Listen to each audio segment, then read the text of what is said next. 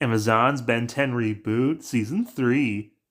After the events of last season, Azimuth is not pulling any breaks, so he has Ben training around the clock, giving him master control, and spar against a giant orange baby. But Ben and Kevin, because he's here, have to go stop two twins, Ken and Then, from stealing the Declaration of Independence. I mean, it's pretty easy until Bazel jumps Kevin, blaming him for what happened to Julie, even though Julie's fine. But because of this, the twins got away, and Kevin nearly got killed, so Bazel's going to jail. As Ben 23 gets his Omnitrix fix, and he wants to help out, but Azimuth says, no, and Sandra says, back off my family. And speaking of, it turns out Gwen's going to charm school, and she's trying to reconnect with her parents. But this is interrupted. No, 23 can't go, because there's a giant alien tick thing that's trying to eat and destroy the planet, and 3 radical cultists following it, and they captured all the heroes of the planet. Ben and Gwen arrive, and the leader of the cultists calls Ben a stereotypical superhero and Gwen a DEI hire, and they also get captured. So Azimuth pulls out Plan B, sending Clancy from last season to attack the cultists with his bugs, and then sending them to the null void with a projector, as Animo sends some of his experiments to free the heroes and then tear the tick from the inside out. Ben thinks this is bullshit, but Azimuth says this is not bullshit because redemption is a thing and they're helping. Meanwhile, Rhiney is such a tough plant that nothing gets through his vines. Then we have a flashback to Azimuth's early days when he created the Ascalon, the most powerful weapon in the universe, which also destroyed several civilizations, and he felt very bad about that, which inspired him to create the ultimate device that makes someone walk in another's shoes, to promote peace and unity throughout the universe. But in current times, Ben's getting a little too close for comfort for Azimuth, so he uses the DNA scanner to knock Ben out of his transformation, temporarily locking him out of that alien, as he sends some of Animo's experiments after him to teach him a lesson. But most of the main galactic enforcers are getting kind of upset about Azimuth seemingly using Ben as a tool, so they decide to leave and form their own team. But hey, meanwhile, it looks like Ben's parents are getting back together. In keeping up that theme, a criminal couple tries to go straight, but they're having a lot of financial problems, so they're forced back into crime because society just to get beat up by Ben's. But hey, just because Kai and Ben broke up doesn't mean Kai still can't be friends with Gwen. And Kevin and Helen are starting to bond over their shared childhood trauma of being outsiders with weird powers. It turns out Gator taking over Billy and stuff isn't so easy because Sublimino is the leader of the organization and he wants their best guy, Bazel, out of prison. Gator says no, as Argent has to remind him that organization's the big council of evil people that run the world. But meanwhile, the Bens are starting their training. Then Ben Prime takes 23 to meet Grandpa Max, and he gives him that sage advice that only someone like Grandpa Max could ever give. And 23 is very excited to talk with Max because in his own universe, as soon as Ben got the Omnitrix, he got dropped back off at home as Max went out to take on Vilgax by himself. And the first alien 23 wants to try out is Gem Man. And everyone's like, nah, that's kind of weird because of what Tetrax did. Maybe put that on retirement for now. And also, Max gave Ben a brand new jacket. I guess 23 is getting some field training right away because Pandor and some electric guy is attacking the prison. Ben tells 23 not to hit him so hard, but of course 23 being a kid ignores him immediately and jumps right into the action just to get beat up. So Prime Ben has to jump in, saving him, crushing Pandor's protective suit, accidentally burning the other guy. But no time to worry about that because the Riedel brothers stole a nuke, and they have a special gun that attacks people's nervous systems. The Bens arrive, and yes, it does work on Ben's aliens. The nuke fires because the Friedels want to blow up the communication systems of Earth and sell them their own. 23 stays behind to deal with them, as Ben as Jet Ray goes to deal with the nuke, as 23 tears the Friedels to shreds as Raph. Everyone's pretty disturbed about this because Azimuth was fully prepared to make them join the plumbers. So now Ben Prime has to teach 23 to stop being such a little sociopath because life matters and you care about people just like how other people care about other people. Also, it turns out the Tennysons are getting watched. Cooper says they don't recognize who this camera is from. As Kevin and Helen get interrupted with grocery shopping with a guy, Ben breaks into the plumber's headquarters demanding answers from Azimuth. He says they're not spying on them, they don't know what this is. Well, yeah, of course they're spying on him. He has the Omnitrix. Azimuth is always listening on him, but who's this camera from? So Ben tries getting his mind off of it by jumping back into the dating game, meeting up with someone he met on the Mr. Smoothies fan Discord named Ester. They seem pretty similar and have a lot in common, but this gets interrupted by the twins, who reveal themselves to be Ben and Kai's future kids, Ken and Then.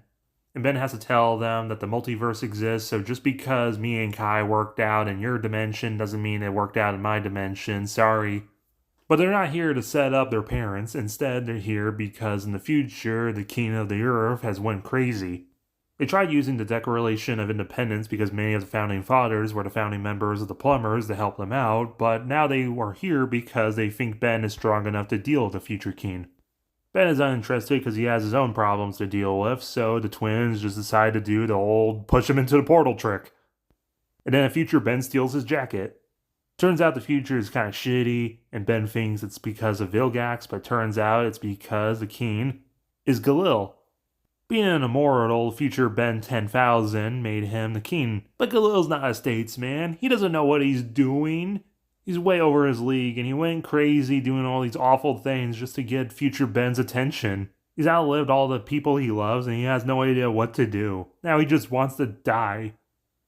He really does not want to do it, but eventually he gets convinced to do it out of mercy as forearms, during which Galil ruins his new sweatshirt, which completes that time loop. Being sent back to the present, Ester is very understanding about the situation. And a group of kid Kennesaurans recognize Ester and invite her to play street hockey, so Ester decides to invite Ben along. Come on, player! And it's just the thing that cheers Ben up.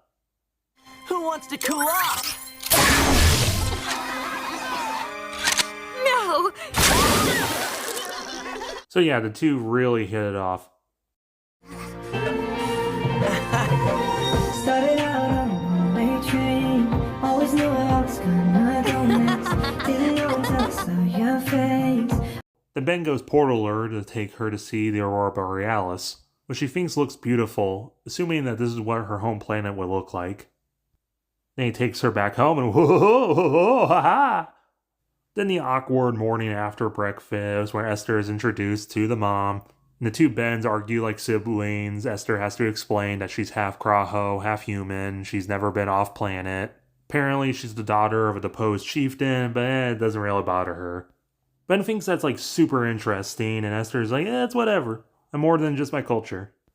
Meanwhile, Rainy breaks out of prison because Tetrax is about to get executed. So Rainy starts a prison riot, which doesn't really work out. But inconveniently enough, he finds that Battle Beast is also in prison here, and he's looking for a worthy battle against Vilgax. But I guess he has to settle for his henchmen. Tetrax is completely fine letting himself get executed until he sees all the effort everyone's going through. But when the battle starts turning, Rainy makes a breach in the ship. So now Battle Beast gets to fight someone in Zero-G, and the Best Friend Squad have to team up to get out of here. And Tetrax reveals there's only so many people that work for Vilgax that aren't just robots. Besides, push comes to shove, Azimuth can always unlock Alien X for Ben. Meanwhile, Bazel tries a prison break in a very creative way, but he still gets caught. So Julie visits to call him an idiot for not just waiting until Azimuth says he can join the team for probation. Meanwhile, Gwen's trying really hard to sell to the jail that Ben can be like a guard dog of sorts for the place. Later that night, Ben and Ester find 23 snuck out to hang out with his friends. But unfortunately, he's got bullies, so he sneaks off and goes accelerate. He goes accelerate, and luckily he only pantses them. Meanwhile, Helen and Kevin have a romantic dinner. The next day, Gator has a perfectly normal human daughter who's very interested in biblically accurate dinosaurs. And he meets up with both Ben and Billy Billions to come up with a plan to deal with Psychobo. It involves Argent using his stingers to knock out Thumbskull. But then he switches sides, so Psychobos uses his hypnotized pet dragon to attack Gator, but Ben steps in as Clockwork and later Chromastone to deal with it. But that was a big distraction because Argent didn't switch sides and he knocks out Thumbskull and pushes him off the building, and Billy shoots Psychobos, so now Billy's the leader of the secret organization of evil people that secretly run everything. All of Gator's debts paid off, and he can have just his part of Bellwood, who cares? Now the dragon's free from Psychobos' spell, which Ben is happy about, but he feels kind of conflicted helping out Gator and Billy and all that. Also, headshots in his universe mean nothing because Psychobos recovers. Then we see Michael Morningstar, played by Daryl from The Walking Dead. He blames Ben for the destruction caused by Tetrax, leading to the death of some of his family. He comes up with his whole plan to try and stop him, but then Ben siphons some of Michael's power as feedback, turning him into this energy zombie who always needs mana, which also causes a big explosion which accidentally takes out some more of his family. So now Darkstar seeks revenge. In modern times, Elephant Man is attacking Burger Shack, and this is 23's test. Ben's on the sideline coaching, and he's basically ignored, and Ester has to remind him, well, if you hit him too hard, then you might destroy Burger Shack, and we can't have chili fries after. So now 23 is starting to listen, and he even gets a new transformation out of it. So afterwards, they get their food, and 23 starts thinking Tetrax did more good than harm. He did so many good things, why is it so complicated? It's not like he's Vilgax, and Prime Ben doesn't really know what to say. So later at JT's birthday party at the bowling alley, awkwardly Kai's there with her new boyfriend. But everyone's actually very mature with the situation. You can still be friends with your ex, and even Ben makes friends with the new boyfriend, nerding out over sumo slammers. And even Kai and Esther kind of like each other. And even Lucy and Cooper become official. But of course, there's always something happening. As Michael's running around making a very funny title joke, so they send Clyde in the Technodon armor to deal with him, and it kind of works itself out. Ben visits the memorial of what Tetrax did, and he knows what happened to Michael's family. So Ben visits Michael all locked up, but he's so traumatized, no matter how much he says sorry, he does not care what Ben says. But Esther's here to cheer him up and assure him that it's okay. And then we find out who the camera's from, and it turns out Eon is still alive, being saved by Alamarin, giving him all the tech he needs. And with it, he made a small army of different variants of Ben. He's going to unleash on Ben Prime's world, ruin it, and his image. All these variants are very unique and fun, incredibly different from each other. Even the ones that do look a lot alike are slightly different, even to the point where stuff like Benzaro headbutts his Omnitrix, while the Albedo's two-finger pushes down correctly. And then they're unleashed as way bigs and tear up the planet. Most recognizable landmarks. Ben Prime finds Mad Ben tearing up the prison, and despite all of them being played by the same guy, they all have slightly different accents. Then Ben Prime gets jumped by 3 heroes thinking that he's one of the evil variants. So the plumbers just send out anyone they can get their copyright to. It's just complete and utter pandemonium all over the planet. 23 mistakes a variant for being Prime Ben, and it turns out that some of them have an Omnitrix that allows them to hyper-evolve their aliens. 23 gets helped out by some other heroes, and Ben Prime and Gwen have to take on too. Hey, these two giving you trouble? F*** off! I got this. Swearing doesn't make you cool. Gwen even gets her leg broken. And I know there's a lot of variants here, so to quickly sum up, Forever Night Ben's the only Ben that still times out with his watch, and he goes from jet ray to plummeting right into the ground at Mach 2. Incursion Ben tries sneaking into the plumber base as Chameleon. This will get knocked out of it with the DNA scanner and stomped into the ground by Animo's experiments, who also get Reverse Color Ben by snapping his neck. Glitch Ben almost gets eaten by Cthulhu the Mummy, but he breaks free. After beating out the Guardians of the Globe as Humongosaur, he gets pushed into the Null Void by Clancy, seemingly killing both of them. As Clon Ben does major damage, so Kevin decides to sacrifice himself, absorbing his Omnitrix, giving himself atomic arms, and detonates himself, taking out both of them. This is Scarab Ben, who's the one who said, "Pathetic, you're not even worth being a slave in my empire." It's taken out by Zack Saturday, using his mom's Tibetan fire sword, killing both the Ben and Scare.